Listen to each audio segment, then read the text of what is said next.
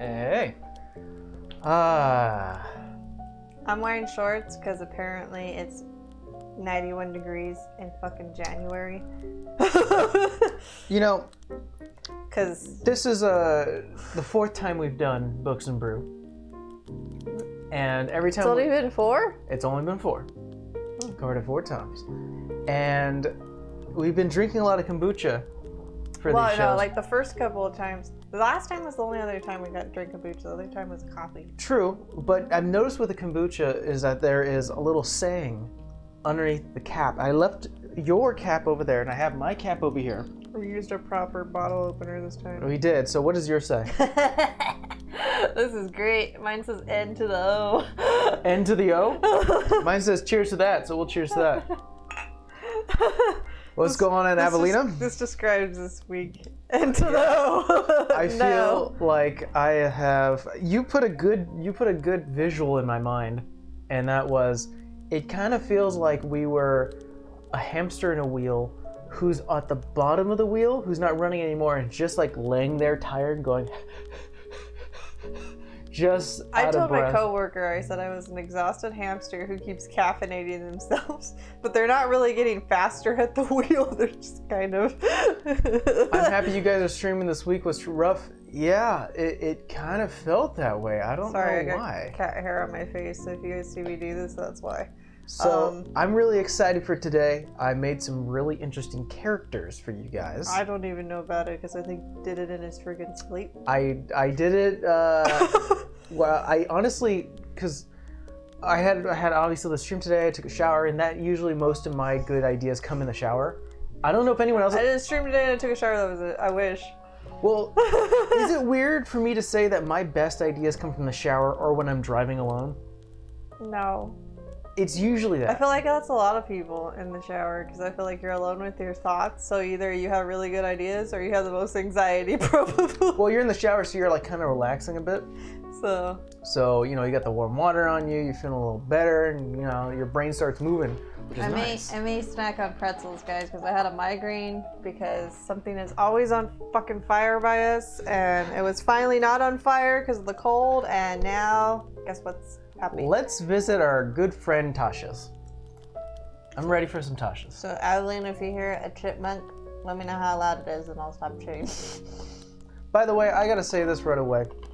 I am beyond grateful, you know, for Avelina, for our viewers, the fact that you guys hang out with us, and I literally told Mike, I was like, you better make sure you put it in Discord so Avelina sees it.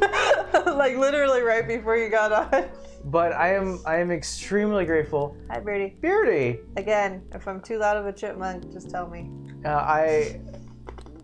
Ever since I started to focus my streaming efforts into Arcane Focus, these guys have been hanging out with us, UCA, and I can't be any more grateful. That's as honest as I can be right now because I am tired and I have no energy to be exaggerating. Siege, oh my God, we're all being joined right now, and I can't. This is the best moment right now of my night. I think it's just because it's not that.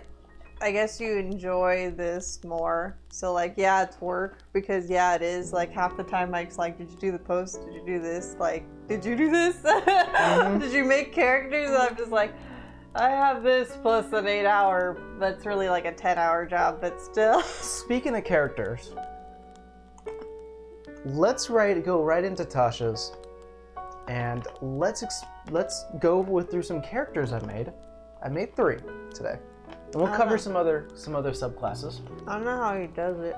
I don't know either. It's a weird skill.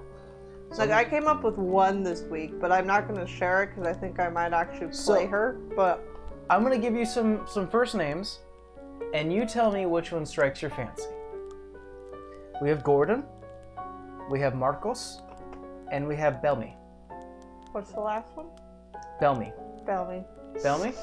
I like weird. Interesting choice. Meet Belmy. The art. She looks grumpy. She is grumpy. So let me go and pull up my notes real quick. She looks like how I felt earlier. This is Bellamy. The art, it looks like Theo. The art is done by Rock Bomber, which you can check out on DeviantArt. Bellamy is a pale teal goblin. Oh, that's a goblin? I was going through some goblin pictures and I found that.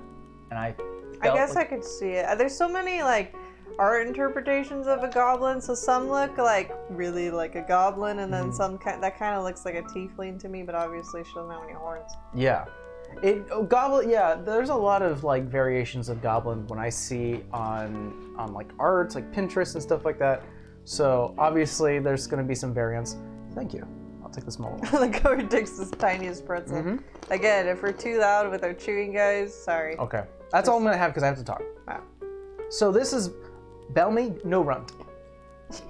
Her last name is pretty literal, to a point. I have a question, or not to cut you off, but like, are goblins like tieflings? Like your name means something? Goblins, like for your family or your creed or whatever the hell it is. I forgot. It's been a while since I've been from my tiefling. understanding, or at least the way I run goblins, and I know there's some variations to the rule, and I unfortunately don't have the goblin like detailing like memorized. But from my understanding is that goblins live in tribes. You know, they live in tribes, or they live in like nomad packs that just start to travel. They don't really have a last name. So it's just like given to you? Either it's given to you, or you chose it, or it's like given to you due to your profession or something that you did. It's very, and mind me, it's very much like a Native American type of thing. Like you are granted a special name. No, I'm being serious. No, I know. I just gave you a look, so I'm I know. seeing if anybody caught it. It's granted by you by some special attribute about you. Or at least that's how I run goblins. So, her name is No Runt, but that's far from the truth where she began. So, I unfortunately wasn't able to get full in detail, but the idea that I had here is that Bellamy was the runt of her tribe. Her tribe was not the best goblin section. They would kill passerbys who were just going through the forest. They would steal and pickpocket from travelers who maybe looked a little more well-armed and they maybe needed the flourish of a good hand. They were a standard goblin tribe. They killed, they pillaged, and whatever they couldn't kill, they stole from. During a hunting trip, Bellamy fell into an unknown cavern, the side of a mountain.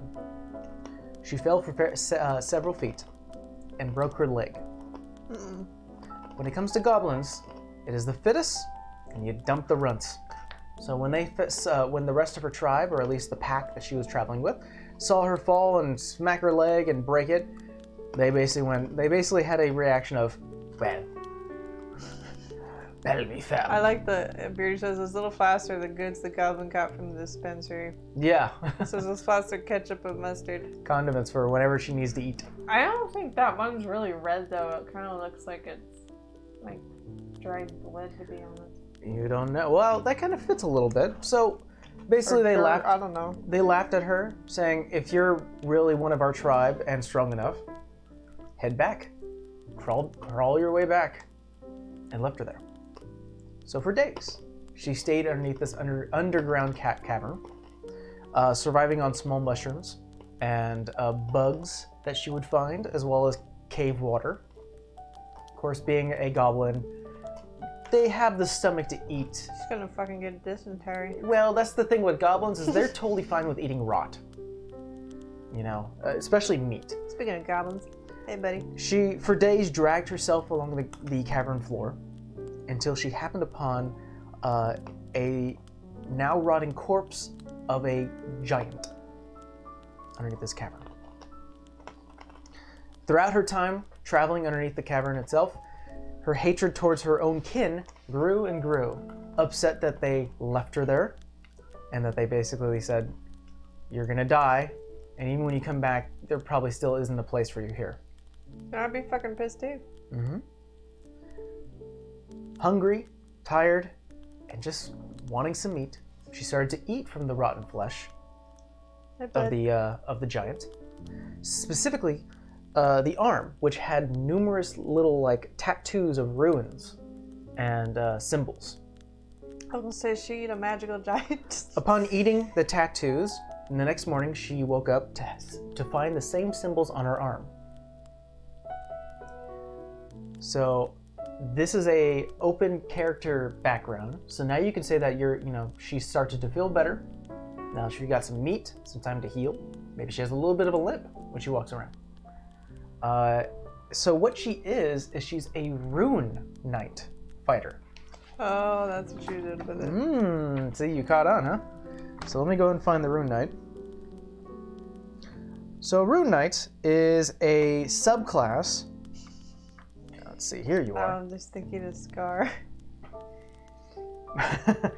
Rune Knights are a subclass of fighter, and they make use of select runes, whether that means they have a talisman, they have maybe an arcane focus. Hey, look at that.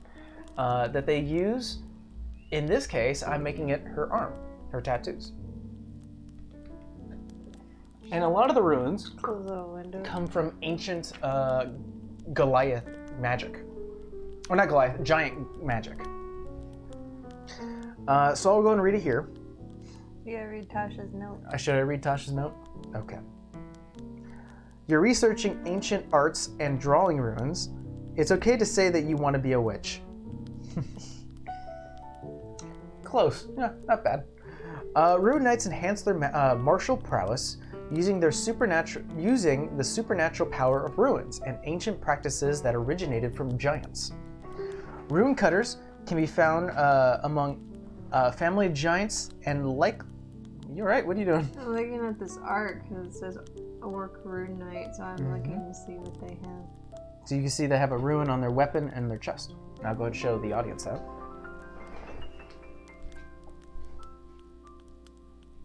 There you go. You got yourself an Orc Rune Knight. And I wanted to make a fighter who wasn't necessarily huge, and that's why I chose a goblin. There's also a special reason for it too. So essentially, your power comes from ancient giant magic. Giants like fire giants, hill giants, storm giants, air giants are pretty high in the challenge rating. They're kind of badasses. So at level 3, you get proficiencies with smithing tools, and now you get to speak, read, and write giant. Kind of makes sense. You're pulling magic from giant kin and magic. In addition, you get an ability called Rune Carver. You use magic runes to enhance your gear. You learn 2 runes of your choice. And here are the runes abilities. I'm gonna close the window because apparently there's some screaming children outside. Okay. That won't shut up. I'll go ahead and start reading it. So essentially, you get choose 2 at level 3, and you get to choose 3 at level 7, 4 at level 10, and 5 at level 15. So you get more abilities as you start to increase. Cloud Rune.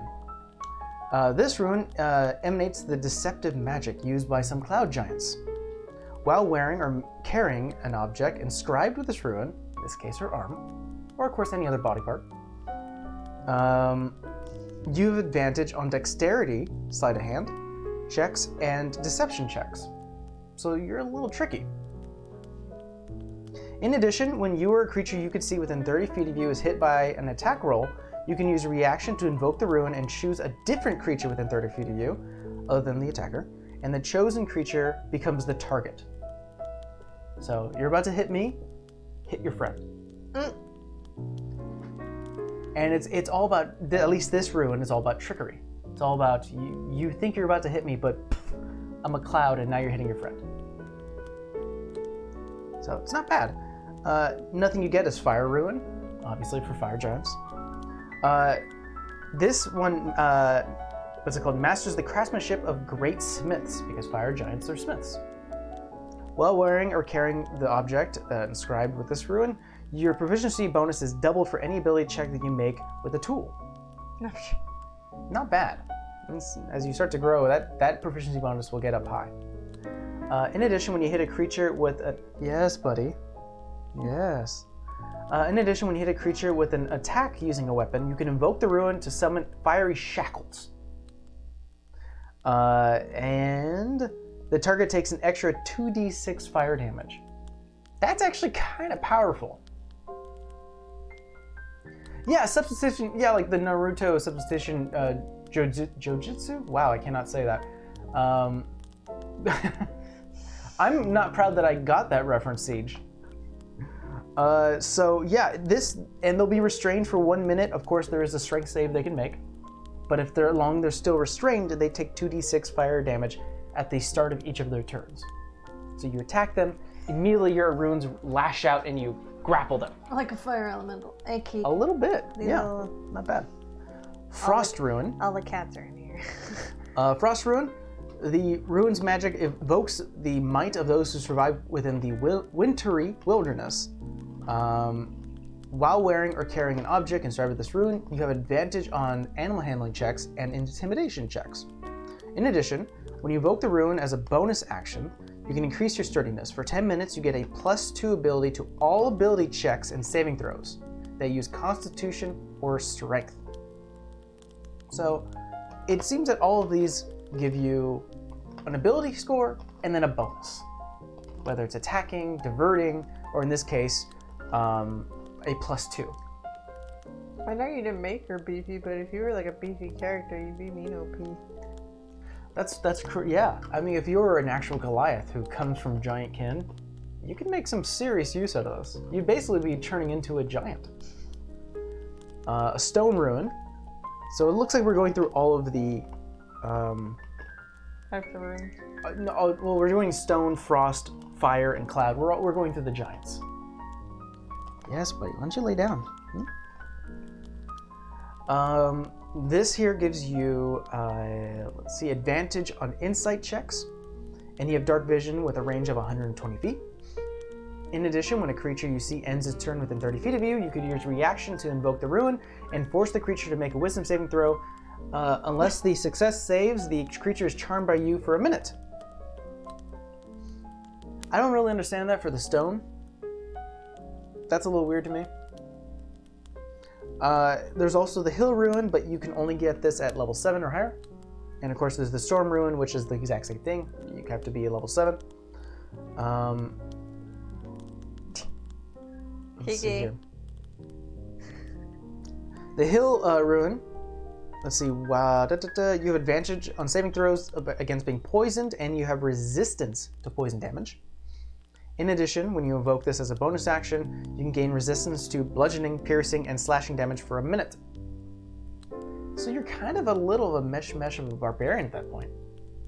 Well, I was gonna say the whole point, but I mean, it's just like depends on what it is. Hey, your nose is wet. That's a good thing. This guy has not been feeling well. This guy's old. He's getting old. There's 2 black cats, but this one is just... He's skinny and... has issues and has been to the vet many times. Yeah.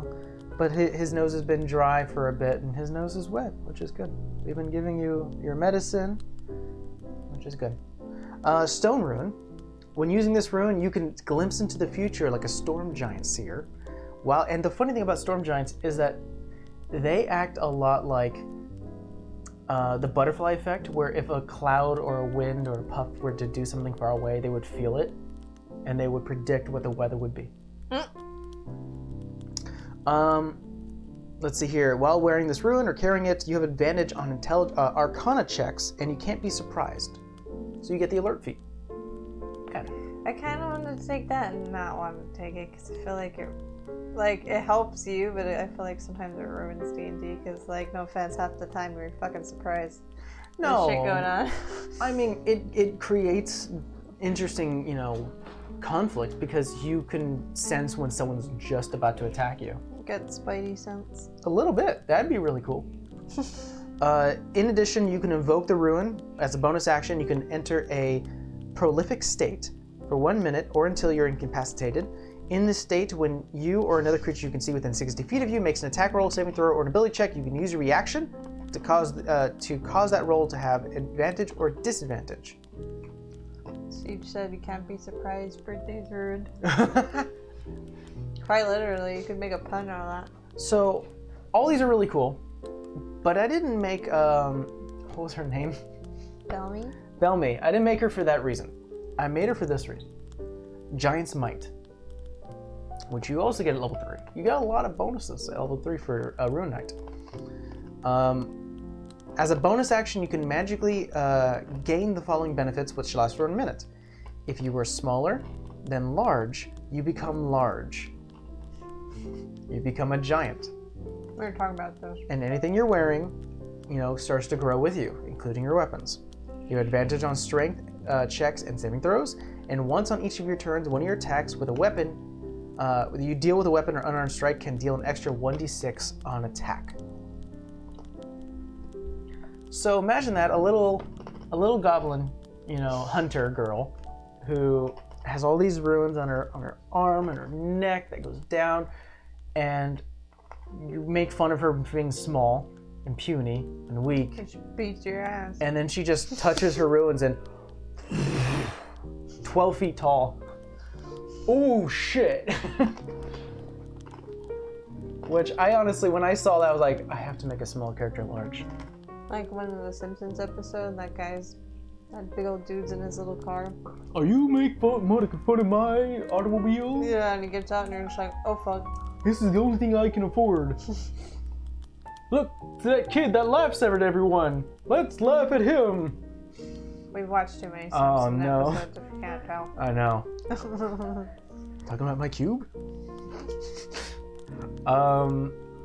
Okay, where was I? Broke the DM. The funny thing is about this is that you have these benefits. You can do extra damage on hits. I feel like you're a lot like Barbarian though. A little bit, but the great thing about this is that you also are a goblin, or at least she is. She can do Furiously Small, which does even more damage. So she hits hard. She's your main fighter. You're like, oh, how cute. And ah! Yeah. At 7th level, you get Runic Shield. So you can invoke your Ruin magic to protect your allies. When another creature you see within 60 feet of you is hit by an attack roll, you can use a reaction to force the attacker to re-roll that d20 and use that new roll. You can use this a number of times, but basically you give someone a little bit of a disadvantage. That's pretty good if someone gets like a d20, like they roll a natural 20 against your friend, and you just wave your hand and go, re-roll it. No. That's basically what a Grave Cleric was. That's what Edith was. A little bit, yeah. I would say, I'm really sorry to say, but I feel like this power is a little more stronger because there's a possibility that if they re-roll it, they can get a 1. While Grave Clerics just say no double damage. Yeah. Not to say that's not clutch. Having it as a reaction is super clutch. At 10th level, you get Great Stature. Your ruins, your magical ruins, permanently alters you, and when you gain this feature, roll 3d4. You grow a number of inches in height equal to that roll. More so, the extra damage you deal with your Giant's Might now increases to a d8 instead of a d6. You actually grow. You're getting bigger. What that means, who knows? Maybe instead of now being classified as small, now you may be considered a medium goblin. That's weird. That's pretty strange. I feel like they're not gonna think she's a goblin. At that point, I think they may think she's a hobgoblin or something, I mean, or like how you mentioned, at least for the way she looks, artistically, they may confuse her for a very small half-orc. Well, because I was saying tiefling, but like I said, she doesn't have horns, so... Yeah. At 5th level, you get Master Ruins. You can invoke each ruin you know from your ruin, carver feature, twice rather than once. Showing everybody your belly. Hey, buddy. So that's pretty good. You get more abilities. You can use your abilities more often. And last but not least, you get Runic Juggernaut at level 18. I feel like this is just another class that's broke. The funny thing about fighters, and I play a fighter, No, I know. is they have because I would consider them very basic, they do got a lot of bonuses. They get more skill but like bonuses. that's basic. That's a lot of shit to memorize. It's just you've played that character so long. It's true. That's true. I mean, half of D&D is memorization, but like... yeah, figuring out what you have and what could be used in a certain situation. But, I don't know. I always lean towards spellcasters, or at least in some form. Well, last but not least, you get your Runic Juggernaut, and you learn how to amplify your rune powers, powered transformations. As a result, the extra damage you deal with your Giant's Might increases to a D10. Pretty good. More so, when you use this feature, your size can increase to huge, which I think is considered like 15 to 20 feet. I think so. That's a huge goblin. And while at this size, your reach increases by 5 feet. You have a longer arm. You have a 10-foot reach. So that is my Rune Knight. That's a roided out goblin. I wanted her to be someone where she would be small in stature and you'd be like, "Aw, you want to fight in this tournament?" Oh. Oh fuck. and though. So that was Belmy, my Rune Knight. And I feel like Rune Knights are really fun. That's what I was thinking of playing. I think I made Mike make one by accident. Well, yeah, your interest definitely sparked something in me where I was like, maybe I do want to make a Rune Knight and learn more about them because I knew very little. I mean, I feel like I'm gonna tell you now because Mike hasn't said anything, but we're gonna do a one-shot in February with a group of interesting people. So Very excited. That's coming. So I'm trying to build a character for his concept. So I was like thinking of 3 different things, and I also never multi-classed as a character, which is like. If you want to put a little more spice in your spice. I'm thinking about it, but then at the same time, like this is only a one-shot, and I've already had like 2 characters I really liked that were just for one-shots, and I'm like, I really wish I could have played them more, but you know, they're in the index there. So, yeah, we are gonna have a one-shot in February. I will provide more details as I actually get a logo down. I built one, but I'm not very proud of it. Yeah, So work in progress. I'm gonna rework it, and once I actually have something to show you guys, something a little more visually appealing, then you'll go ahead and know about it. But it will happen in February, and I'm really excited. It's already written, it's done. I created the maps for it, or at least the possible maps. You guys could avoid things. I took, was it this Tuesday? Yeah. I took this Tuesday off from work, and I spent basically all day writing the one shot. I wrote it from bottom, usually one shots take me a month of like 20 minutes here and there. Yeah. Did it all in one day. Very I proud. think that was more of like a mental health day, but It was super nice to just sit down and write. I wrote for 8 hours, but that was fun. So who would you want to see next? Marco or Gordon? like because the show that Avelina sent us, you named this guy Gordon. You want to know Gordon? Yeah. Gordon is interesting. Meet Gordon. Oh shit. Let me go ahead and find my phone real quick. Where did I put you? Oh, you're That laying on it. shield is like as big as a goblin. So, meet Gordon Bumblecast. These last names. He is a human. A big one. The art itself is done by Untethered Studios and Instagram. You can find him there. Gordon has some Chad vibes. I'm excited to share some information about him. Some Chad vibes. Gordon is a cleric of the Order domain. Huh. And Is he sticking them in? like I said, Like he doesn't look like he's a stick in the mud, but that's what I think of when you say Order of the Cleric. let's talk about the Order real quick. So you know me, I like to find something about a subclass or a class, and I like to mess with it. Well, you like against type, that's why you like my character.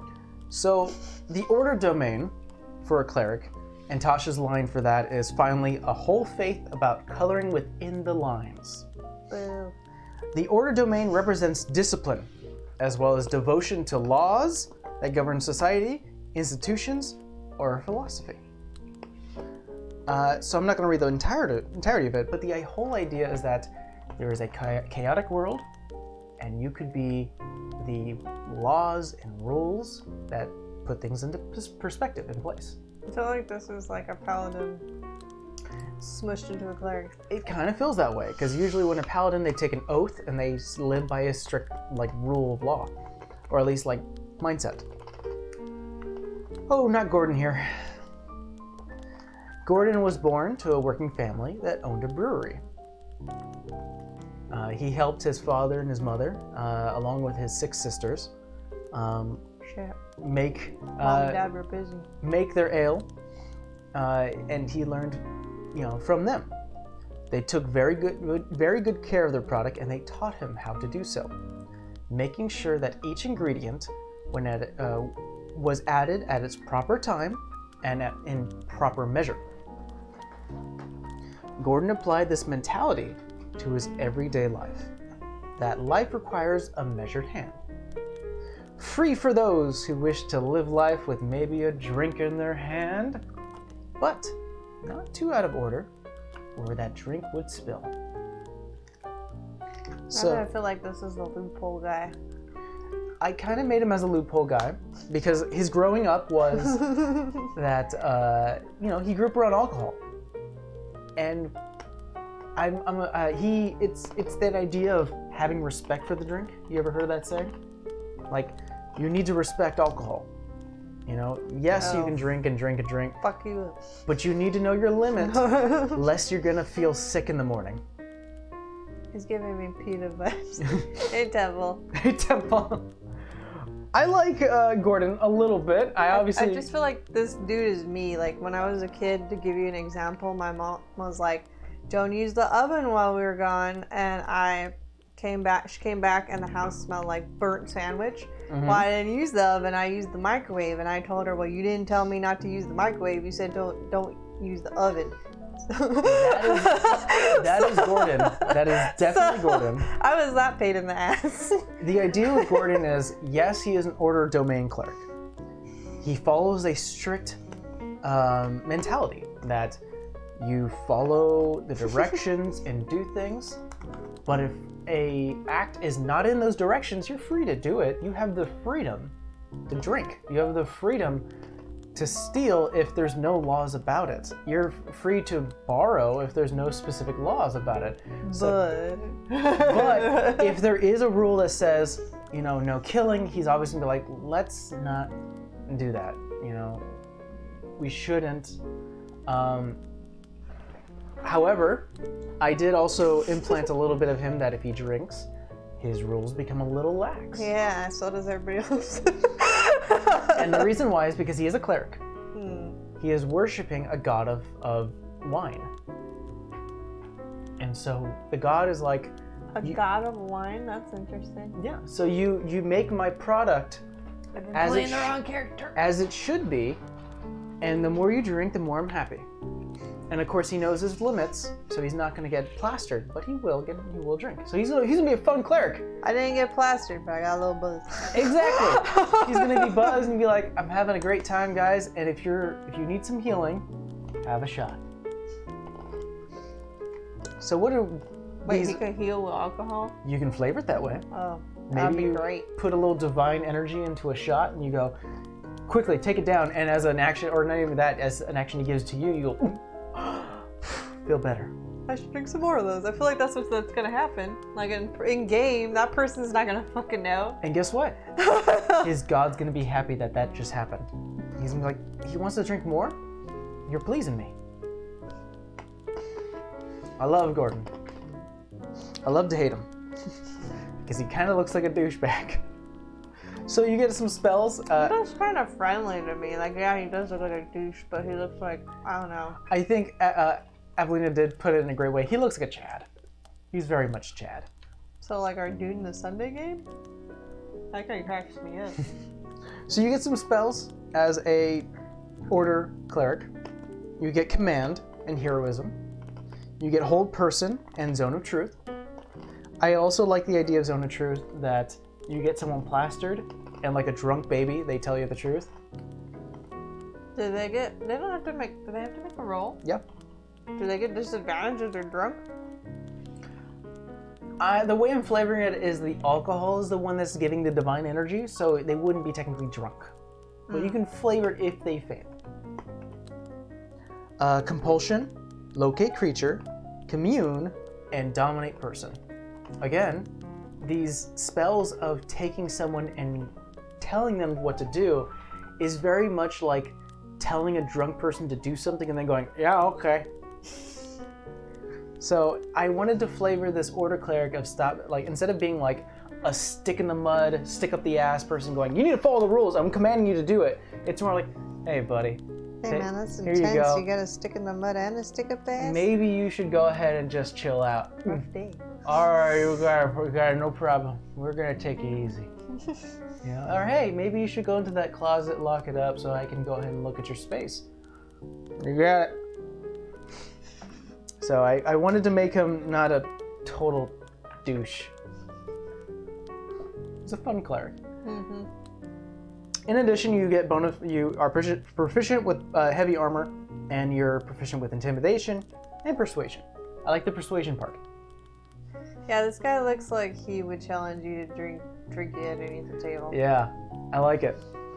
At level 1, you get Voice of Authority. You can invoke the power of law and embolden an ally to attack. If you cast a spell with a spell slot of first level or higher and target an ally with that spell, that ally can use the reaction immediately after the spell and make one weapon attack against a creature of your choice. Hey buddy, go fight that guy. Okay. Great. I love this guy. Of course, every cleric gets a channel divinity, and they can do turn undead or a special subclass channel divinity. And his one is called Order's Demand. You can use your channel divinity to exert an intimidating presence over others. As an action, you present your holy symbol. In this case, his holy symbol is his goblet. Of course it is. Yeah! As an action, you present it, and each creature of your choice that you can see or hear within 30 feet of you, doesn't give you a number, just anyone you can see or hear, must succeed a wisdom saving throw, or be charmed by you until the end of your turn, or it takes damage. You can cause any of the charmed creatures to drop what they're holding if they fail the saving throw. Again, I'm not trying to flavor it as them going, stop where you are, evildoer, put down your weapons. It's, buddy, put it in that one moment of the divine energy going into them. They get into a little bit of, you got it. Guy must be great with the ladies. Run, bitches, run. This is what I was hoping for, Temple. I was hoping to turn the most stick-in-the-mud subclass I could find in Tasha's and turn him into kind of a fun guy. I don't know, that clockwork cleric or whatever the fuck we went over last time, that seemed like a stick in the mud. That seemed like a pain in the ass. Oh, he was a pain in the ass to DMs. At 6th level, you get embodiment of the law. I didn't know I couldn't read that. You had too much divine drink over there. I know. If you cast a spell of the enchantment school using a spell slot of 1 or higher, you can change the spell casting time from a bonus. You can change the casting time to a bonus action, providing the spell cast is normally an action. So I always want to know the rule on that because there's things that you want to use 2 bonus actions, but it only takes. Yeah. I don't get that. Can you use it as your action? In the action economy, you are given an action and a bonus action and a reaction. So there are spells that take up a bonus action. Yeah. Because the reason why they're given the bonus action instead of an action is because it's all about balance. If you were to cast 2 bonus action things like Healing Word and Healing Word, it's a little spammy. It can be abused a lot, and so that way designate it as just a bonus action. Well, I just mean like 2 different spells, so you weren't technically spamming that one spell, but I mean... Yeah, I understand why they did it, and I kind of ruled that way that if it has a bonus action, you can only do it as a bonus action, and it's for balance sake. So yeah, basically you can cast an enchantment spell as a bonus action, and then you could probably just use a cantrip as an action or an action to attack. And I've said this every time we talked about a cleric subclass. When they get to level 8, they get either a divine strike or they get like potent spell casting, meaning that the subclass is either leaning towards a fighter, like a melee person, or a spellcaster. This one sort of leans towards a melee fighter because they get an extra 1d8 psychic damage on attacks. Not bad. Makes sense. No, I think yours is more on the spellcasting focus because I think you get an additional 1d8 psychic damage to cantrips. I think that's how that works. I got a bone to pick with an elf. Another elf. At 17th level, which is of course the last ability score that you get, or subclass ability. Why is my nose itchy? It always itches. Dude, the weather's weird. We have wind advisory. That's what it is. It's 91 degrees. It's in January. The fuck? Yeah, it's stupid. You get Order's Wrath. Enemies that you designate for destruction wilt under your combined efforts of you and your allies. If you deal the divine strike damage on a creature, on your turn you can curse that creature until the start of your next turn. The next time you or allies hit this cursed creature with an attack, the target takes an additional 2d8 psychic damage. So now you put him in a little bit of a drunken stupor. They can't dodge too well, and when they get hit, they also hear maybe a little bit of cursing. Hey, maybe that's what Lily needs. Maybe she needs a strong drink, not wine. She drinks a lot of wine. That's the way I built it. Yeah, I know. And she's still a bitch. All that alcohol, you think that'll loosen her up a little. So that is Gordon. I don't hate him. I don't hate him. I definitely think I would flavor him to something different, but I'm happy that I was able to give him that flavor. So now, last but not least, I have Marcos. However that are. Meet Marcos. Oh, holy shit. He looks like a witch doctor. Yeah, all right. So let me go I ahead and like get to the it. art. The art is done by, and I can't pronounce this, unfortunately. Maybe you can give it a try. I like Cantada. I can't. The one that's Alicia? Hispanic. Yeah, Alicia. Alicia Alcantara? Perhaps? You can find this person on Pinterest. Unfortunately, they didn't have like another like a social media thing that I could find. But there's the name if you wanted to look it up. The full name is Marcos Covarrubias. I know people with that last name. So I'm gonna go and try to actually find the subclass before I start talking about this person. Yeah, here we go. Marcos is a paladin. He's a paladin of the Oath of Watchers. We talked about this a little bit too. They're a little creepy. They are a little creepy. There's a particular reason about it. So, the way the character goes is Marcos lived a simple life. He was a tailor, creating dresses, shirts, pants, and everything else for the village, which he loved very much. He was deeply involved in his town, its heritage, its rituals of honoring the dead, a little bit of Day of the Dead vibes here, obviously. For his town gave him pride and joy. He liked his community. There was happiness in simplicity. I don't know why when you said Day of the Dead, now I want Tierra Mia coffee.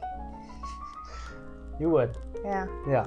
Figures. One day, a strange visitor came by and proclaimed that they must rejoice and give due to this man's presence, for he is mighty. He is the only one that can prevent, or that can stop the upcoming horde.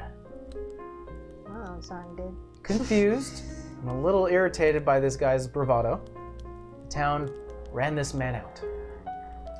2 weeks later, the undead in the cemetery close to the town, as well as spirits, zombies, ghouls, and skeletons, started to rise out of the grave, attacking Marcos's fellow townsfolk.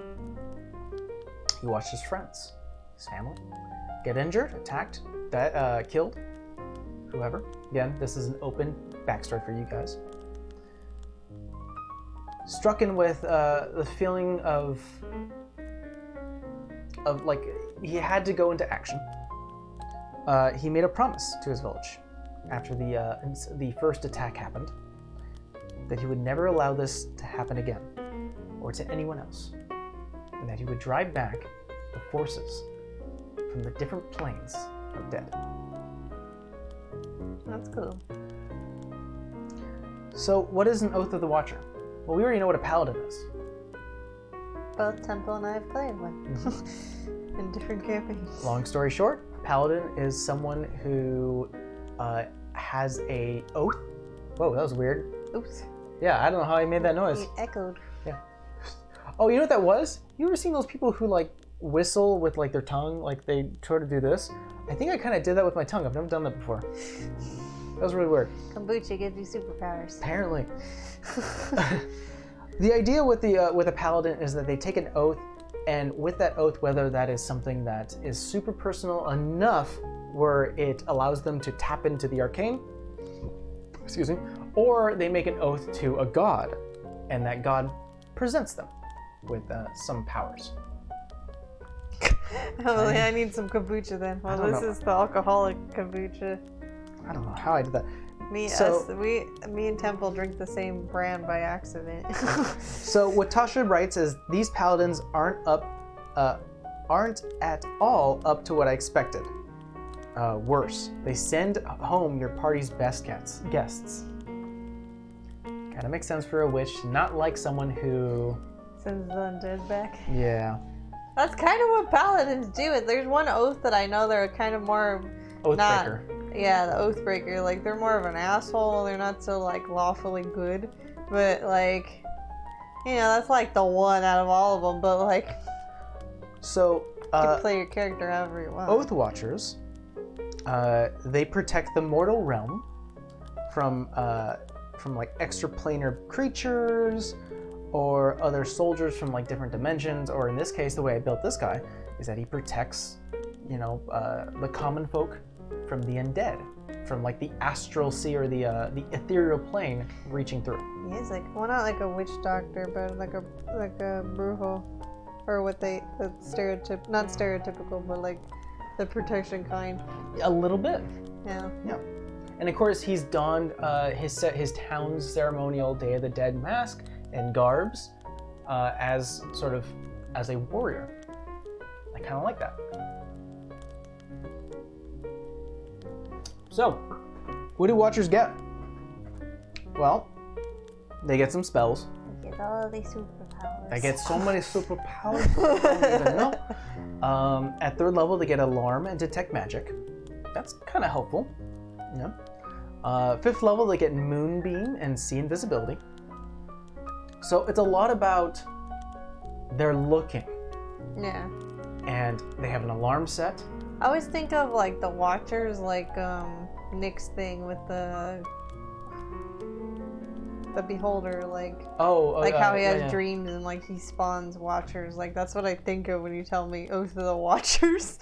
It's not really that though. There is a YouTuber named Tulok the Barbarian who does a lot of character creation builds. He did do a recap of the Watchers, and the way he described them is they're like the Men in Black. That kind of makes sense. But like for dead people instead of aliens. Yeah, exactly. or like aberrations or something like that. Like they watch the portals. They get alerts when the portals are opening, and they go to them and they go, "What are you doing here? Like Ghostbusters." You need to go back. But like a Ghostbuster. maybe not as public, probably with what they do. So like Men in Black's better, but yeah. You know they seek them out.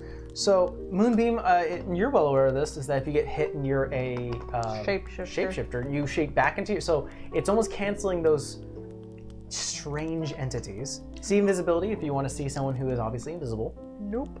Counter spell, you get that at level 9. I always think of counter spells, the fuck you spell. And non-detection.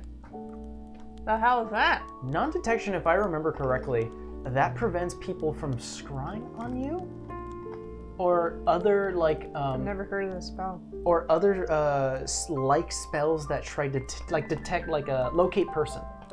Like it'll protect you from that as well. At level 13, you get Aura of Purity and Banishment. And Banishment is actually kind of what you're about, sending them back. Yeah, but it's only for a minute. Well, if they are from a different plane and you hold them for a minute, they are sent back permanently. So that's pretty good. At 17th level, you get Hold Monster and Scrying. You are built to find and remove. Wait, level 17? Yes. You have to wait all the way to level 17 to get scrying? Well, you got to think of it this way: that paladins are not necessarily spellcasters; they're half casters. So, at level 3, you also get a Channel Divinity. You can use them in 2 different ways. You can use Watcher's Will. You can use your Channel Divinity to to invest your presence with warding power of your faith. As an action, you can choose a number of creatures you can see within 30 feet of you, up to your charisma modifier. And for 1 minute, you and those chosen creatures have advantage on intelligence, wisdom, and charisma saving throws, which are kind of the more common saving throws. So almost like you give everyone else a stronger ability to watch and avoid. This one is a little weird. Abjure the Extraplanar. You can choose your Channel Divinity. This is the second one. To castate. Mike see my face of what the fuck is that? Yeah. As an you can castate unworldly beings. As an action, you present your holy symbol, and each abjuration, celestial, elemental, fey, or fiend within 30 feet of you that can hear you must make a wisdom saving throw. On a failed save, the creature is turned for 1 minute. So a turn creature, they have to use their movement and their action to get away from you. They cannot take an action, which is pretty helpful. Aura of the those guys. Not for those guys. Aura of the Sentinel. You emit an aura of alertness while you aren't incapacitated. While you and any creature of your choice within 10 feet of you roll initiative, you gain a bonus to your proficiency, equals your proficiency. So basically everyone around you is a little quicker. They're a little more alert.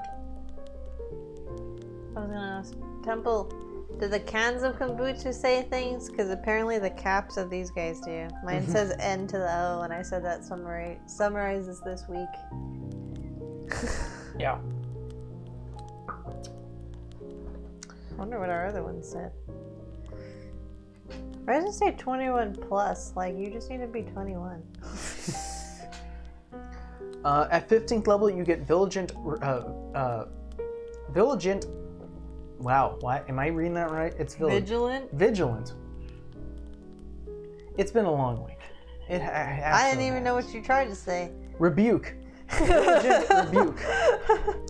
You learn how to chastise anyone who dares wield Words. Wait. Beguilements. I read it right. I didn't need your help. Anyone who dares to do beguilements against you and your wards. Shut up. Whenever you or a creature you can see within 30 feet of you succeeds on an intelligence, wisdom, or saving throw, charisma saving throw. I don't think that counts, Temple. You can. Let's see. You can use your reaction to deal 2d8 plus your charisma modifier force damage to the creature that forced that saving throw. So, essentially, if someone goes banishment and you go and they save, you go, no, hurt you. How dare you try to do that to me? Excuse me. And this is the strange thing about paladins. I think them and rogues. Oh no. I think maybe just them. I think they're the only ones who get another subclass ability at level 20. So yeah, you're kind of done by 20. So this guy gets a level 20 ability. Mortal Bulwark. I said that right? I don't know what's. I'm doubly sure right now. I'm just Whatever. making. Hamster guys. You manifest a spark of divine power in defense of the mortal realms. As a bonus action, you gain the following benefits for a minute. You gain true sight with a range of 120 feet. Now no one can hide from you. If you're a dragon pretending to be someone else, I can see you. Isn't True Sight what Caduceus gave Bo? Mm-hmm. Oh, so you can see like spiritual shit too? You can see into the ethereal plane. Oh. You can see ghosts and spirits that are just going along their day. But if you see one trying to get out of the ethereal plane, you can go, "Hey, see you." I like the home campaign we had before Magic of Boston, because that was like our test run, and Temple was also in that one. I remember we had those drinks, Mm-hmm. and then my character was named Iris, and it was like she kept wanting the ethereal drink. I forgot what it's called, but like if you rolled 100 on a D100, you got to see into the divine plane. So I rolled them like 3 times, kept trying to buy these drinks, and then I remember I was like talking to my god, and Mike's like, yeah, you see her behind like this bush or whatever in the ethereal plane, and she's like looking at you, and then I was in mid-sentence and I was like, hey, and I was like, damn it, I'll be back, and then I was like trying to roll another D100. And it happened. And I was like, and anyway. The way I flavored it was that Iris, this trident druid, was obviously at the bar. She drinks this drink, and if you roll a D100 and you land on the D100, like an actual 100, you get to peer into the divine gates. And I was like, well, if she was going to peer into the divine gates, she would obviously be more connected to her god, because she worshipped a god. Yeah. And so I was like, well, she would probably see the god. And so the way I flavored it and the way her god works is that her god basically is like... I didn't run temple. I was just like basically sloshed though, because I was trying to drink to get back into the plane. She was basically a giant floating island with river running down her side, and like she was the living island. And Yeah, so well, she worshipped Eldeath. I think that's how you say it. That's I how think I said it. you were screaming like, hey, and I made it that the god was not looking at you at the time, and then heard you because you're peering through the plane and was like, looked and met eyes with you, and that's when you snapped out of it, and you were like, no, and then you drank again, and you rolled another 100. I was like, how the fuck did you do that? And so at that point, she's looking at you, and you come back, and she's like, hi. Yeah, at that point you're just like, I'm sloshed, but I got to talk to you. That was a great night. Yeah, that was funny. But hey, you get to peer into, get true sight for 120 feet. You get all this for a minute. You have advantage on attack rolls against abjurations, celestials, elementals, fiends, and fae. When you hit a creature with an attack roll and it deals damage, you get to force it to make a charisma saving throw against your spell save. On a fail, the creature is magically banished to its native plane of existence. On a success, the creature can't be banished by this feature for 24 hours.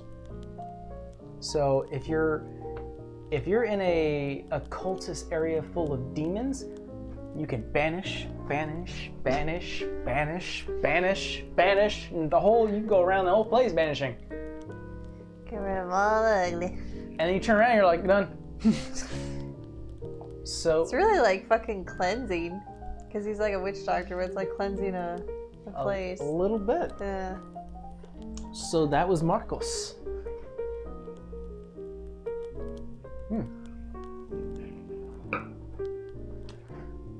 I thought of all these characters in, I think, about 20 minutes. It's because Mike's mind is on crack half the time. It was the last ditch effort of that little hamster in my head. The hamster died after the happy hunting ground. I should remind everyone that it is January 15th. You have till 22nd to enter the giveaway. There are only a few more days for the giveaway. And then, of course, we'll go ahead and email the winner, or the winners. There's going to be 2 winners. And by that Saturday, we should be able to announce, hopefully if the winners email us back and confirm some information, we should be able to announce the winners. And hopefully by that time we can go ahead and start the process of sending prizes, which is exciting. We're about to hit episode 11. 11. Wow. Right? Yeah. Yeah. I don't know who I'm asking, but yeah. We're about to hit episode 11 tomorrow. The players just got through a tournament arc, which was pretty. I already know. Evelina hasn't even been with us that long, and she's like Theo rigged it. Well, she's been on the Newegg Discord. Oh, okay, I didn't know that. Theo.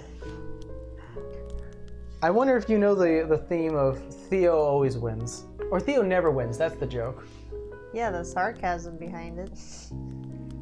He always wins. He always wins. He does. He always wins.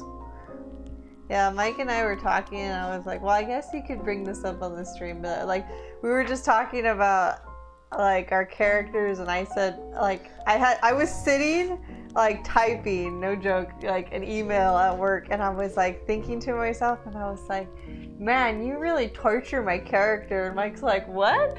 And I was just like, yeah, you do, you really torture her. I was like, think about it. And he's like, I do not, like, you're overreacting. I was like, think about it for a second. And I didn't say anything, and then like an hour later he's like, I'm sorry you feel like you tortured my character. Well, and I was like, think about it though. So this is my answer to that, is each character underneath my belt, Vera, Rolly, Savannah. Stop making your wife cry on camera. No, I don't mean like total closure. Like, Amber understands that this is Amber and this is Vera and this is a role. But I told him, I was like, think about it like I'm not telling you, like it's me. Like, think of it as no, Temple. No, you can keep saying don't make me cry on camera.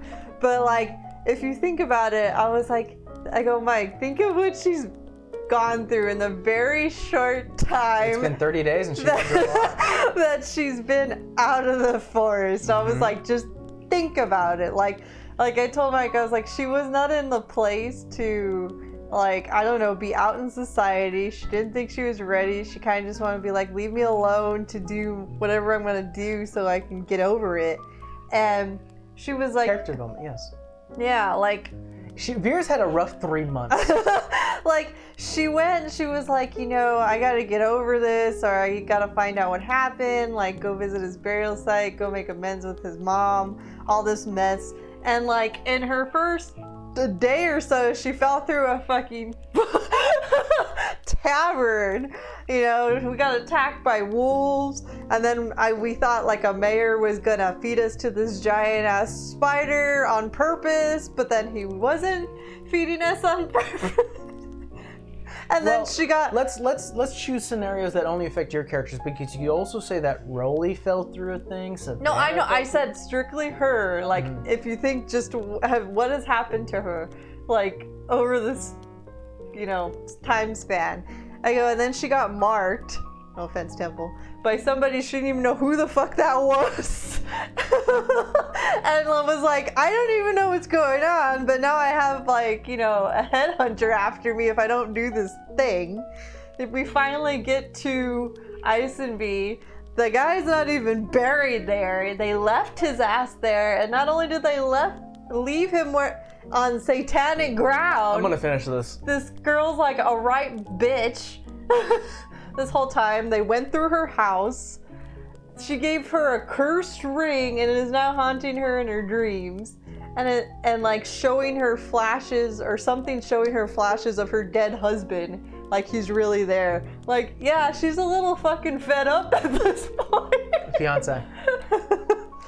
So, I feel like a bad person now. That's all. I was just like, I was like, Amber understands this is like all like, you know, development throughout the story, but I was just like, to her, she's just like, you know, I just wanted to go out and do like maybe some good things and like get over it a little bit or see what was up with that. And it's just like, damn.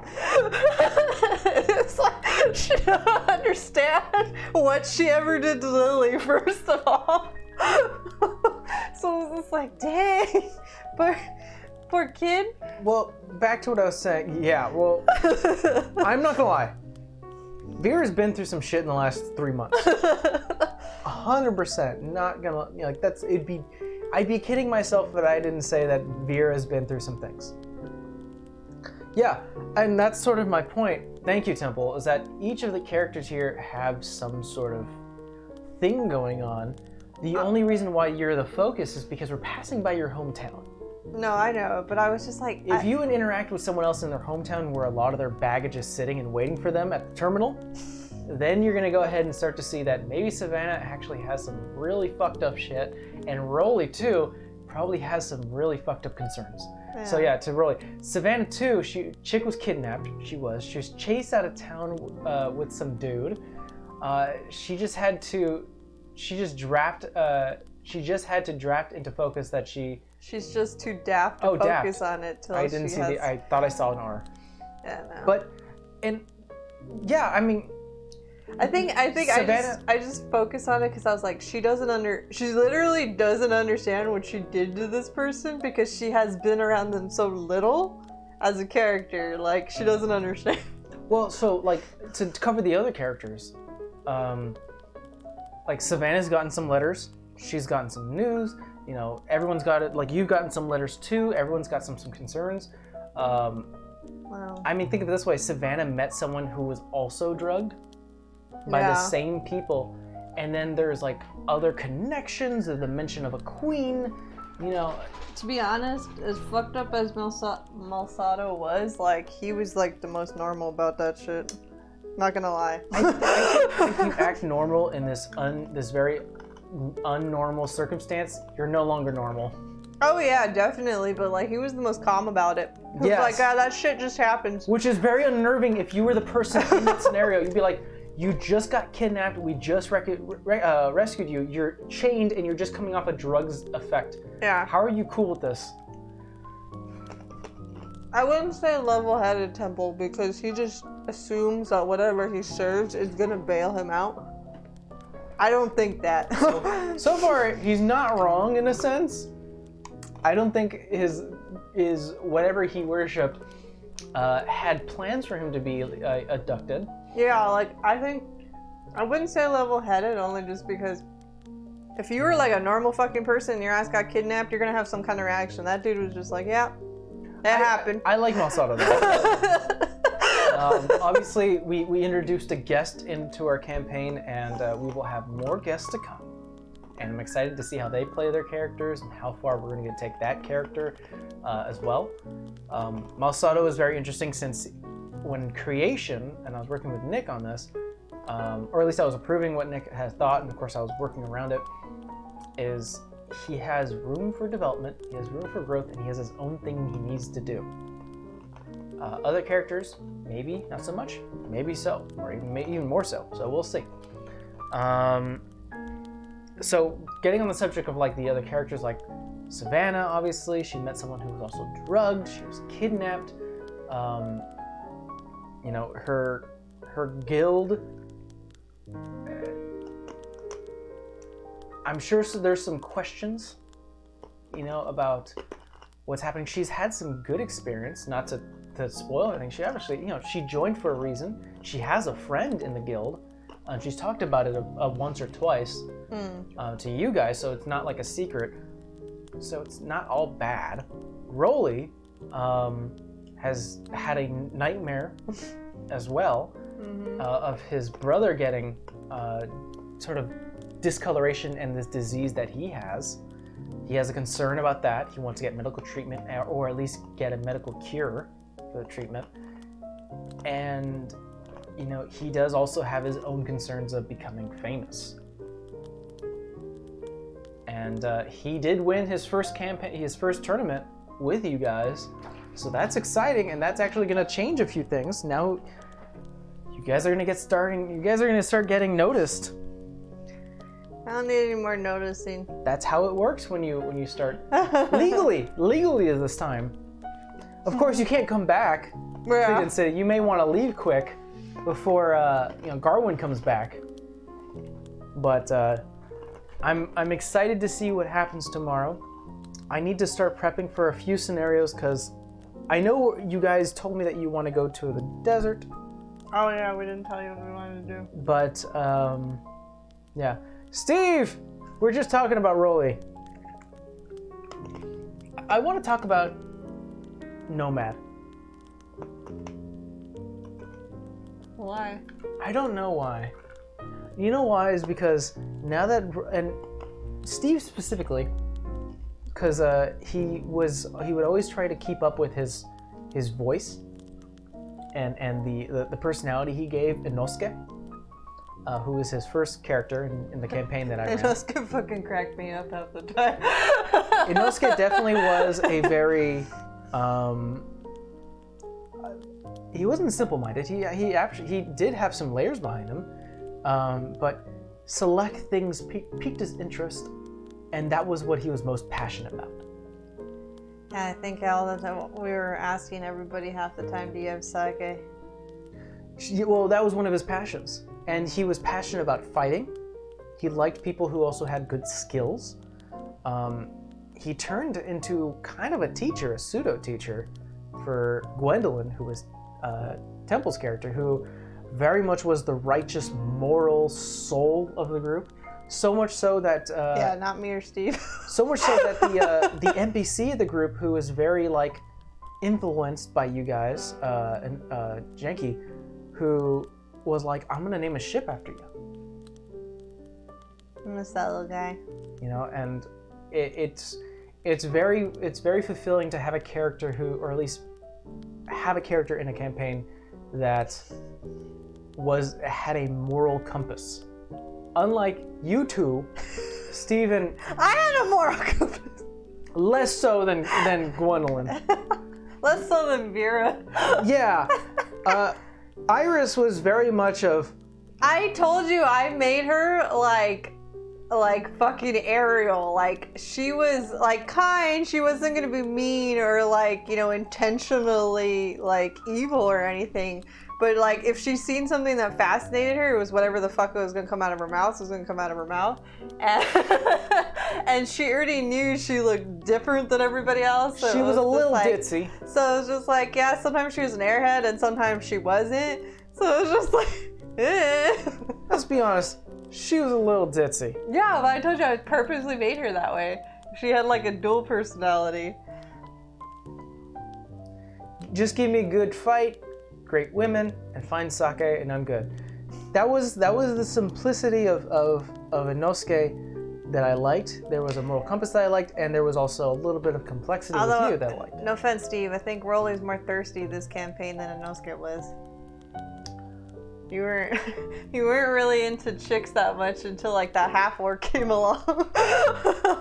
The great thing about Rolly was he picked the background gladiator, which is not a secret, obviously, because he is a gladiator. Wow. He is considered one.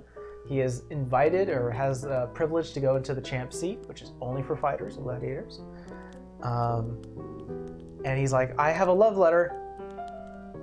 Give me a love letter. And I was like, you got it, buddy. We're the opposite this time, because I feel like Temple's character wants somebody, and I feel like Steve's character wants somebody, and I'm like, well, my guy is just like dead, so. I don't know if that's true. At least the way No offense, Temple, you asked about my brother, and you were like, is he pretty? I kind of feel that's just a Tabaxi's mind of, you have a brother? Like, can I rate him? Like, how is he pretty? Like, is he a pretty thing? I don't think it's more of a lust or a thing. It's more like, no, but I mean, like, you have that idea in your head, like, I might be looking. I'm not saying you're gonna marry the fucking dude. I'm just saying that little inkling, that little twinge, whatever oh, the believe fuck me, you want to. I was not thinking of marriage in that the one. fuck you want to call it, but like. Just that little spark of interest. Whereas in like last campaign, I told Mike, I was like, Iris is gonna find some dude that she's really in love with and be like dumbass Ariel, like like how she falls in love with Prince Eric just by sight. Mm-hmm. So I was just like, it didn't exactly happen that way, but that was one of her objectives.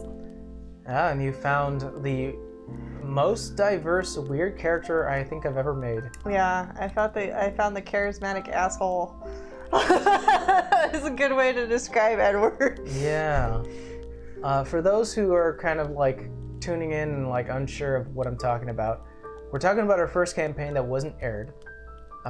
These guys played different characters, and one of the, I guess, turned love interest. I didn't have any plans for that, but you kind of started to initiate it, and I kind of thought about how this NPC, Edward, I forgot his last name, and I can always pull it up. I have it I saved. don't remember either. You know, it's gonna bother me. I remember Iris's. Both her names mean some kind of water or like cold or whatever. Edward, So what she is. Edward was a tiefling, red skin. Let's see here. Oh, I'm signed into a different account. There we go. I signed into the Arcane Focus, not my personal. I'm like, I thought you had him in your character sheets. I do not, but I exported him. Edward Teach. Edward was a warlock wizard, more so on the wizard side. I'm not going to get into the full backstory because I'd like to save that for the actual one-shot, but regardless, he was very charismatic, very intelligent, which kind of balanced out the less lacking in intelligence that you guys all had. For some reason, you guys were very charismatic, very dexterous, very strong, and very wise, but no one was very intelligent. So he kind of balanced you guys out by like remembering certain things if you asked him, and things that's how that worked. But I made him an Irish, very rude Irish tiefling. I wouldn't say rude. He was just like, said whatever the fuck you want He to say. would say whatever the fuck you want, but he was very persuasive about it because he'd be like, "Oh, I don't want to fucking do that. That's a fucking load." You know, like you would go somewhere and he'd be like, "It's fucking cold here. Do you want to talk? You really taking me all the way here?" Like complain. He would be complaining, but he would just speak his mind wherever is on his mind. And he kind of turned it into a thing where you're like, "I like this guy now." He just paid my ass. I didn't like him in the beginning. Yeah. Go figure. The great things about the first campaign was that it was all about threes. I like working in threes.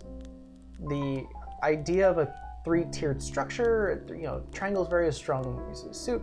You know, an arc that works in threes is very interesting to me.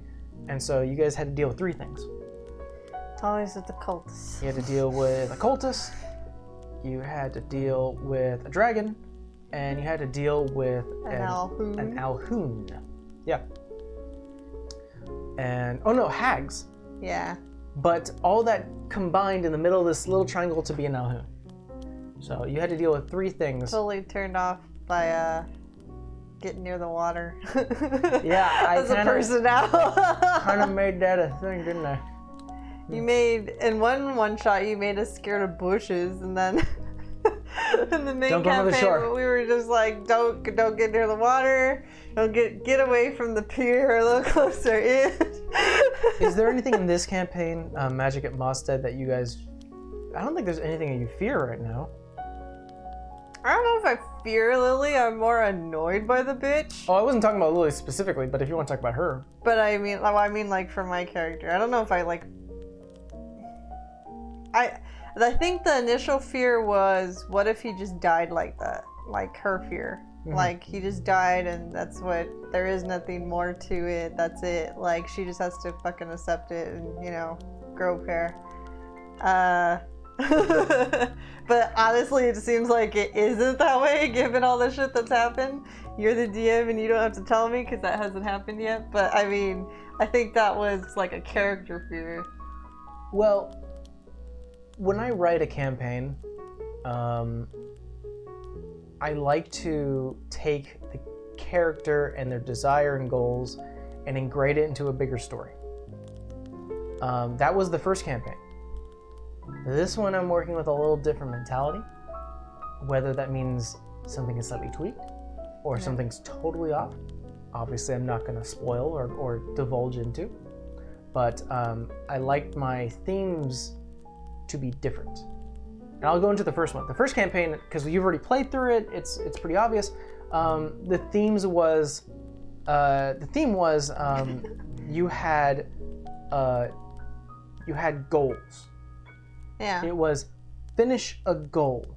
No, we had objectives that we wanted to complete, but we kind of left our backstories a little bit more open than this time around. You guys all had a single goal, and the idea was how to complete it. And it wasn't like, oh, I have a backstory and have a love and a fear and I have all these things. It was you had a single goal to complete.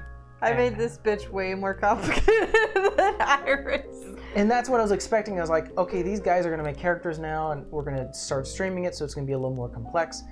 Now it's more about complexity, but of course, what that means, it could be anything.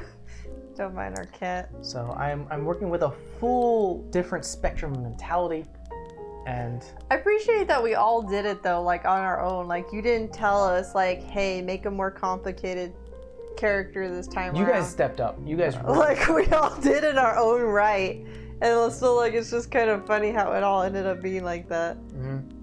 But like I always made characters where like she was the only sibling, she had parents, that was it. And this time I was like, well, I guess I'll make siblings, it'll be more interesting. So I ended up making this big ass family, and I was like, never doing this again because it took so long. Well, do you really feel that way? Like if we were to ever do if we were doing campaign, I feel like now that it's done, yeah, it's fine. But in the moment, it was like, prep work is the worst. what are they like? What's their personality like? What are they like to me? What are they like to their parents? Blah blah blah blah blah. Like, and I was just like, why? Why did I do this to myself? Well, you can always be like, the other players, and they gave me a list of like what they would like in terms of a family, and they left it up to me. But see, like, it's a double-edged sword because in the moment, it sucks. But if I don't get it just right, I also won't be happy with it. So I'm that special type of person.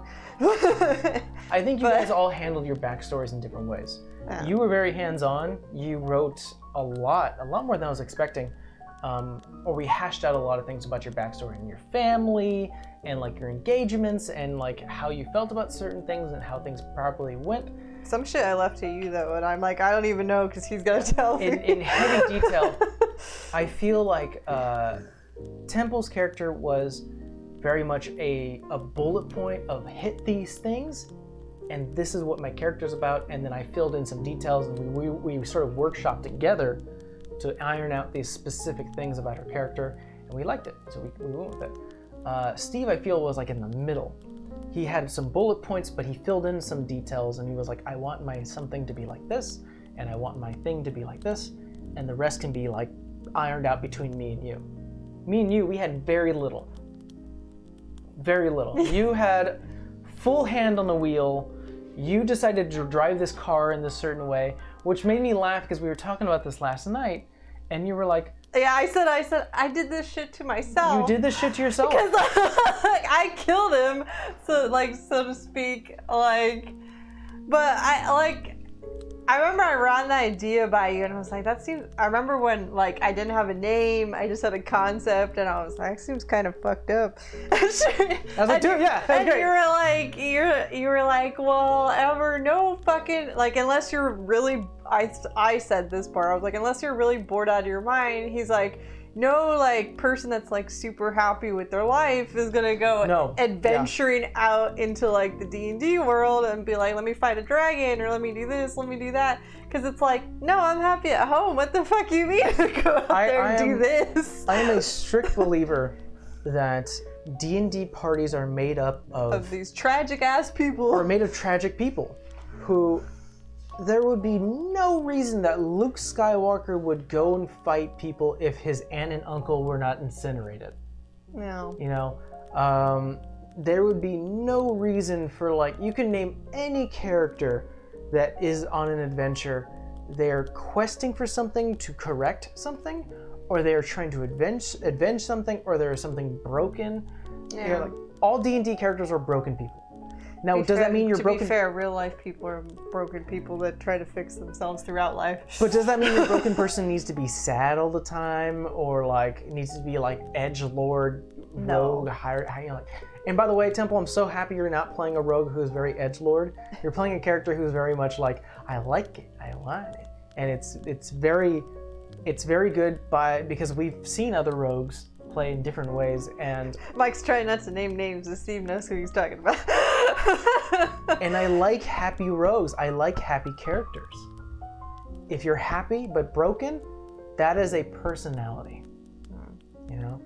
If you have the fear of the water because you were there when someone of your family drowned, that's a personality. Now when you go to a shore, you're like, I'll stay here on the beach. Like, come on in the water. I don't wanna. And there's some complexity behind that character.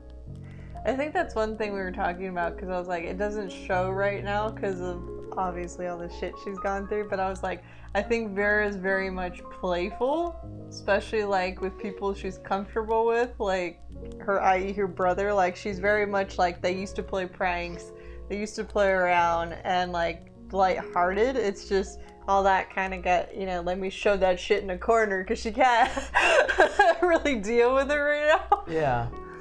I was, actually, now that we have Temple and Steve here, I asked, usually what I do after every campaign is I go to Amber and I go, hey Amber, how do you feel about the campaign? What do you think Vera's feeling right now? So I think this is a perfect opportunity to talk to Temple. Let's do this.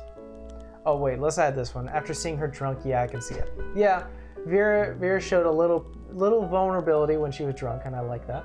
That, and when we were trying to get Steve's character back in the fucking cart, and she was like, nope, gonna hit that horse in the ass. Gotta go. You guys played some pranks, which is good. Here's a question for Temple, or for Savannah. What do you think is going through Savannah's mind now that she knows that there are more people like her? She already kind of felt this way, and you painted a picture for the other party that there were other people in the cart with you. But now that you met someone and you probably, not fully, know what their destination would have been. They would have been brought to this earth creature. There's some thoughts there. No. And like especially for Rolly, like what would his thoughts be now that he's getting almost like a little bit of his subconscious fear is sort of showing in his dreams.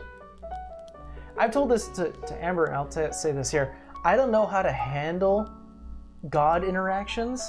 No, but I like the way you do, because I feel like some DMs, they're like, you'll get something every once in a while, and like if you, I'm not gonna say if, but like if you took enough time, or you took a time to make that part of your character's backstory, whatever you are, like, and you only get like this little tiny ounce of like feedback every once in a while, it's kind of like discouraging, like at least to me it is. I'm not saying you're gonna be like, yeah, hey dude, every fucking day. Yeah. But but like every once in a while, like it's a nice recognition because you spent time to incorporate that in your background or in your character, and like you do get something back every once in a while, not just like, yeah, once a year I talk to this dude. Yeah. I personally think that if a character dedicated their life or a portion of their life or just like their studies towards a god, there should be some recognition.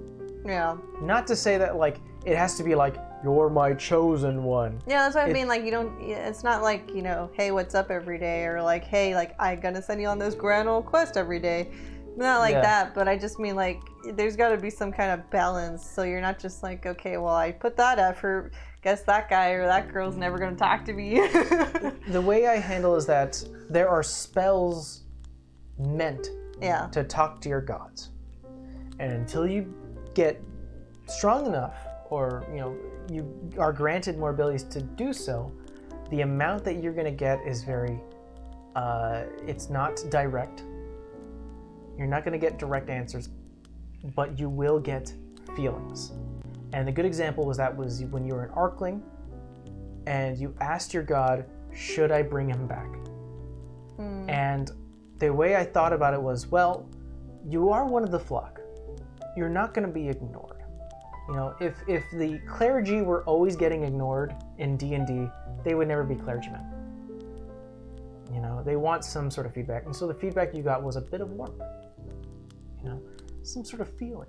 We talked that out though, because I feel like, I was like, well, the god I worship, it's not like it's like the Raven Queen or something, where it's like she very much respects death. Like, you don't bring somebody back unless, like, you know, you got some great reason to bring them back. Like, I feel like he would be kind of like an in-between, because there's a life cycle, but like technically his life cycle got forcibly interrupted. So I feel like it's kind of like on the... When it comes to Pelor, the way I see him, and obviously this may change depending on how we play things and how I could change my mind. Yeah. You know, and I've been playing him very lightly, where I can kind of give my thoughts on Pelor time to grow. But the way I see it now is that he is the sun. He falls, he rises again. He falls and he rises again. So I would say he is a god who is not against the idea of rising again. Yeah. You know, which is why, of course, you're a cleric and you have the ability to raise the dead, which is also a spell that you have. It's very necromantic, but you have the ability. You have the choice when you start to level up. And of course, you can resurrect, and you can do other things that can bring people back from the dead. It's almost like the sun rising. The sun will always rise tomorrow. And so that's sort of the idea of Pelor. No. Oh God, am I doing it again? No. I think I am. What? I kind of saw it in your eyes. You were like, okay. Well, no, that doesn't really bother me now. Like, before it would bother me, because I don't know, I'm not familiar with that god, like, out of character, as, like, a lot. Like, I do know things about them, but I'm just like, well, it's also up to your DM if you want a vengeful god, or you want to, Yeah. So it's just like, I think I asked you, I was like, well, I think he wouldn't give her the fucking power to do it eventually. Well, yeah. Like, if he really thought it was god awful, but at the same time, it's like, do you only exercise that power in extreme circumstances and not for your own gain? So it's like, I mean, the sun is a used instrument for humanity. It is a gift. So you, being a cleric of the sun, having the ability to raise the dead, like, let's say you were a billionaire in D&D. You have gems to raise people from the dead as often as you want. You're given that power because, you know, you can always bring someone's light back up. So I don't think it's discouraged. I think it's not like, oh, you should raise every dead you see. It's not encouraged, but it's almost waved upon. Like, you want to raise them from the dead? Give them light. yeah. That's how I feel now. That may change, or it may get a little more complex. To answer your question, now that she has some time to sit with it, she's scared, but doesn't know what to do yet. Also afraid that she may lose her new friend. Also, new powers to play with. Yeah. I like the fact that Savannah is very learned. Yeah. She is I like the idea that she is almost the epitome of a curious cat. But instead of a curious cat who goes too far, she is someone who sits down, Look over there. grabs a book, goes through it, and goes through it. You know, like, she has two parts of herself. Someone who's like, I want it, and then someone who goes, I have it, now let me look at it. You're a Binks mixed with a Luke. All right, I think that's gonna end it for today. We didn't cover a lot of the subclasses. We covered 3, but we covered 3 characters. We're coming kind of towards the end of Tasha's. I don't think that there's that many more subclasses to go through. All of them broken. I think there is, like, the Fey Wanderer of a Ranger. I think there is I think we covered the Soul Knife last time. Mm-hmm. There is the Abdurant Mine of the Sorcerer that we haven't covered, so that's 2. And I think there also is there's another fighter. There's another fighter, and I can't think of it right now. The Psy Warrior. Psy Warrior is interesting. I don't know how I'm going to make that character, but I will. I've made a lot of characters now that I kind of feel like they've become less of a, oh, I can play this character, more of a template now. And that's sort of the idea for you guys, is that if you ever feel like you want to create a character, and I'm in the Discord, if there's a subclass you want me to create for, specifically, whether it's in Tasha's or not, my brain's going off 24/7. Uh-oh. The stream's freezing? Okay. Well, I think we're going to call it now, regardless. So, thank you guys so much for joining us for this very chill Friday stream. Don't forget to enter the giveaway. You have a few more days to enter the giveaway. And our session 11 is tomorrow That's at right. 2 p.m. Pacific Standard Time. I need to start prepping. I'm going to need all the time I can get.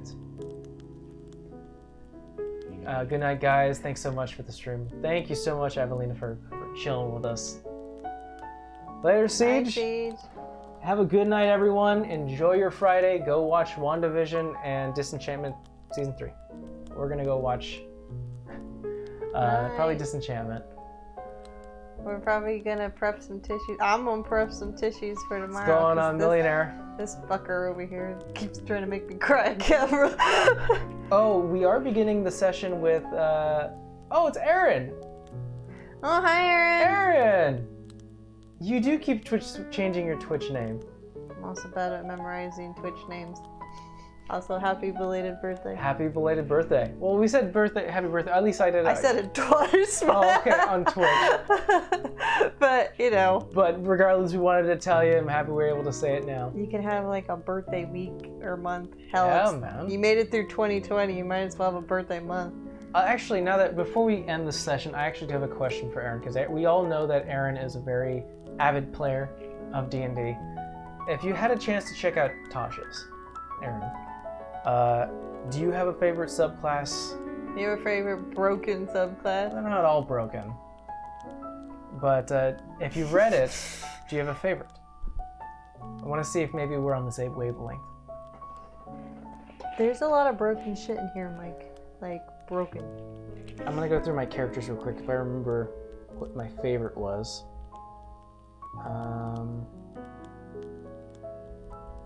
I still want to make I forget what warlock, the Fathom. Is it the Fathom warlock? Oh, the Phantom. Phantom. I don't know why I said Fathom. Phantom was my Trixie character. No. Yeah. So it's Trixie, it's Thomas, Yorma. I think the Armor Artificer is really strong. Okay. I think we're almost there together, because I think my favorite subclass right now has to be the Scribe, or at least from Tasha's, at least the Scribe Wizard. Both intelligent subclasses or classes altogether. Yeah, I don't know why. I feel like that piques my interest a lot. I like the Kalishtar thing, because that's what I was originally gonna make Vera, but then she already had enough complicated shit. Yeah. So. Oh, you know what also is my other favorite? I should say the Scribe is probably number 2. How could I forget the Wildfire Druid? Oh, yeah. I really liked, at least the way I flavored this one for Eggy, the Wildfire Druid. That one made me sad. I like this one. The backstory. Yeah. But yeah, that's your first gender-neutral character. It was my first gender-neutral character. I'm still trying to work out the kinks to create a gender-fluid character. Yeah, you woke me up in the middle of the night and you were like, gender fluid, and I'm like, huh? And you were like, yeah, I want to make a gender fluid character in D&D, and I was like, okay, halfway. The funny thing about D&D is that it's so diverse that you can add more diversity and more inclusion, and when I was like, I thought about it one day and I was like, there's more than, you know, hetero and homo, and I was like homosexual, and I was like, there's so much more. I appreciate that More about D&D expansiveness though. of It's it. kind of funny that like that game has been around so long, but yet like so many things are accepted in that type of roleplay versus, no offense, in real life, but not to put a downer on it, but like it's something to appreciate, like that I noticed. Yeah. So, all right, that was a long goodbye. We asked a question. We did ask a question, but Got 5 more answers. I'm happy we were able to have Aaron here and we were able to share some notes here. But yeah, we'll be live tomorrow at 2 p.m. Pacific Standard Time for session 11. We'll see where these guys pick up. They're picking up at an emotional spot. But we're going to enjoy our night and you should too. I have tissues on my desk over there just in case. We'll check you guys tomorrow. Bye. Bye.